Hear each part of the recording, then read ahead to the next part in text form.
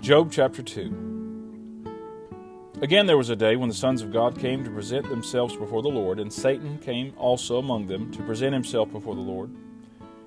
The Lord said unto Satan, From whence comest thou? And Satan answered the Lord, and said, From going to and fro in the earth, and from walking up and down in it. The Lord said unto Satan, Hast thou considered my servant Job, that there is none like him in the earth, a perfect and an upright man, one that feareth God, and escheweth evil? And still he holdeth fast his integrity, although thou movest me against him, to destroy him without cause. And Satan answered the Lord, and said, Skin for skin, yea, all that a man hath will he give for his life. But put forth thine hand now, and touch his bone and his flesh, and he will curse thee to thy face. And the Lord said unto Satan, Behold, he is in thine hand, but save his life. So went Satan forth from the presence of the Lord, and smote Job with sore boils from the sole of his foot unto his crown. And he took him a potsherd to scrape himself withal, and he sat down among the ashes. Then said his wife unto him, Dost thou still retain thine integrity? Curse God and die. But he said unto her, Thou speakest as one of the foolish women speaketh. What? Shall we receive good at the hand of God, and shall we not receive evil? In all this did not Job sin with his lips. Now when Job's 3 friends heard of all this evil that was come upon him, they came every one from his own place, Eliphaz the Temanite, and Bildad the Shuhite, and Zophar the Naamathite. For they had made an appointment together to come to mourn with him and to comfort him. And when they lifted up their eyes afar off and knew him not, they lifted up their voice and wept, and they rent every one his mantle, and sprinkled dust upon their heads toward heaven. So they sat down with him upon the ground 7 days and 7 nights, and none spake a word unto him, for they saw that his grief was very great. Job chapter 3. After this opened Job his mouth, and cursed his day. Job spake and said, Let the day perish wherein I was born, and the night in which it was said, There is a man-child conceived. Let that day be darkness. Let not God regard it from above, neither let the light shine upon it. Let darkness and the shadow of death stain it. Let a cloud dwell upon it. Let the blackness of the day terrify it. As for that night, let darkness seize upon it. Let it not be joined unto the days of the year. Let it not come into the number of the months. Lo, let that night be solitary. Let no joyful voice come therein. Let them curse it that curse the day, who are ready to raise up their mourning. Let the stars of the twilight thereof be dark. Let it look for light, but have none. Neither let it see the dawning of the day, because it shut not up the doors of my mother's womb, nor hid sorrow from mine eyes. Why died I not from the womb? Why did I not give up the ghost when I came out of the belly? Why did the knees prevent me, or why the breast that I should suck? For now should I have lain still and been quiet, I should have slept. Then had I been at rest, with kings and counselors of the earth, which built desolate places for themselves, or with princes that had gold, who filled their houses with silver, or as an hidden untimely birth I had not been, as infants which never saw light. There the wicked cease from troubling, and there the weary be at rest. There the prisoners rest together, they hear not the voice of the oppressor. The small and great are there, and the servant is free from his master. Wherefore is light given to him that is in misery, and life unto the bitter in soul, which long for death, but it cometh not, and dig for it more than for hid treasures, which rejoice exceedingly and are glad when they can find the grave. Why is light given to a man whose way is hid, and whom God hath hedged in? For my sighing cometh before I eat, and my roarings are poured out like the waters. For the thing which I greatly feared is come upon me, and that which I was afraid of is come unto me. I was not in safety, neither had I rest, neither was I quiet. Yet trouble came. Job chapter 4. Then Eliphaz the Temanite answered and said, If we essay to commune with thee, wilt thou be grieved? But who can withhold himself from speaking? Behold, thou hast instructed many, and thou hast strengthened the weak hands. Thy words have upholden him that was falling, and thou hast strengthened the feeble knees. But now it is come upon thee, and thou faintest. It toucheth thee, and thou art troubled. Is not this thy fear, thy confidence, thy hope, and the uprightness of thy ways? Remember, I pray thee, who ever perished, being innocent? Or where were the righteous cut off, even as I have seen? They that plow iniquity and sow wickedness reap the same. By the blast of God they perish, and by the breath of his nostrils are they consumed. The roaring of the lion, and the voice of the fierce lion, and the teeth of the young lions are broken. The old lion perisheth for lack of prey, and the stout lion's whelps are scattered abroad.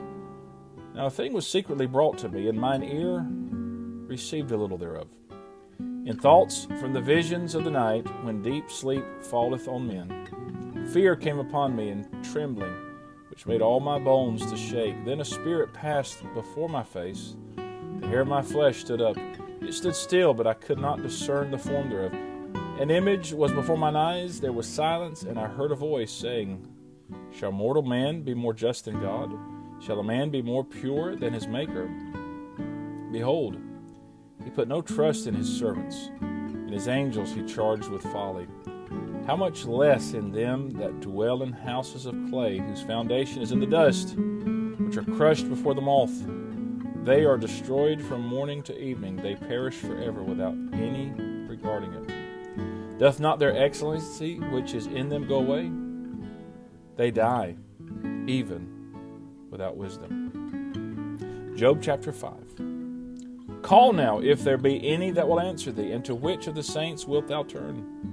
For wrath killeth the foolish man, and envy slayeth the silly one. I have seen the foolish taking root, but suddenly I cursed his habitation. His children are far from safety, and they are crushed in the gate, neither is there any to deliver them. Whose harvest the hungry eateth up, and taketh it even out of the thorns, and the robber swalloweth up their substance. Although affliction cometh not forth of the dust, neither doth trouble spring out of the ground, yet man is born into trouble, as the sparks fly upward. I would seek unto God, and unto God would I commit my cause, which doeth great things and unsearchable, marvelous things without number, who giveth rain upon the earth, and sendeth waters upon the fields, to set upon high those that be low, that those which mourn may be exalted to safety. He disappointeth the devices of the crafty, so that their hands cannot perform their enterprise. He taketh the wise in their own craftiness, and the counsel of the froward is carried headlong. They meet with darkness in the daytime, and grope in the noonday as in the night. But he saveth the poor from the sword, from their mouth, and from the hand of the mighty. So the poor hath hope, and iniquity stoppeth her mouth. Behold, happy is the man whom God correcteth. Therefore despise not thou the chastening of the Almighty. For he maketh sore, and bindeth up. He woundeth, and his hands make whole. He shall deliver thee in 6 troubles. Yea, in 7 there shall no evil touch thee. In famine he shall redeem thee from death, and in war from the power of the sword. Thou shalt be hid from the scourge of the tongue, neither shalt thou be afraid of destruction when it cometh. At destruction and famine thou shalt laugh, neither shalt thou be afraid of the beasts of the earth. For thou shalt be in league with the stones of the field, and the beasts of the field shall be at peace with thee. And thou shalt know that thy tabernacle shall be in peace, and thou shalt visit thy habitation, and shall not sin. Thou shalt know also that thy seed shall be great, and thine offspring as the grass of the earth. Thou shalt come to thy grave in a full age, like as a shock of corn cometh in his season. Lo, this, we have searched it, so it is. Hear it, and know thou it for thy good. Job chapter 6. But Job answered and said, Oh, that my grief were thoroughly weighed, and my calamity laid in the balances together, for now it would be heavier than the sand of the sea. Therefore my words are swallowed up. For the arrows of the Almighty are within me, the poison whereof drinketh up my spirit. The terrors of God do set themselves in array against me. Doth the wild ass bray when he hath grass? Or loweth the ox over his fodder? Can that which is unsavory be eaten without salt? Or is there any taste in the white of an egg? The things that my soul refused to touch are as my sorrowful meat. Oh, that I might have my request, and that God would grant me the thing that I long for. Even that it would please God to destroy me, that he would let loose his hand and cut me off. Then would I yet have comfort. Yea, I would harden myself in sorrow. Let him not spare, for I have not concealed the words of the Holy One. What is my strength, that I should hope? And what is mine end, that I should prolong my life? Is my strength the strength of stones, or is my flesh of brass? Is not my help in me, and is wisdom driven quite from me? To him that is afflicted, pity should be showed from his friend, but he forsaketh the fear of the Almighty. My brethren have dealt deceitfully as a brook, and as the stream of brooks they pass away, which are blackish by reason of the ice, and wherein the snow is hid. What time they wax warm, they vanish. When it is hot, they are consumed out of their place. The paths of their way are turned aside. They go to nothing and perish. The troops of Tema looked. The companies of Sheba waited for them. They were confounded because they had hoped. They came thither and were ashamed. For now ye are nothing. Ye see my casting down and are afraid. Did I say, bring unto me? Or give a reward for me of your substance? Or deliver me from the enemy's hand? Or redeem me from the hand of the mighty? Teach me, and I will hold my tongue, and cause me to understand wherein I have erred.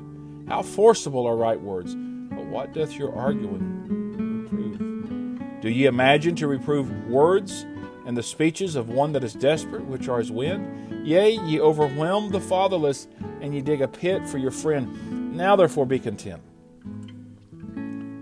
Look upon me, for it is evident unto you if I lie.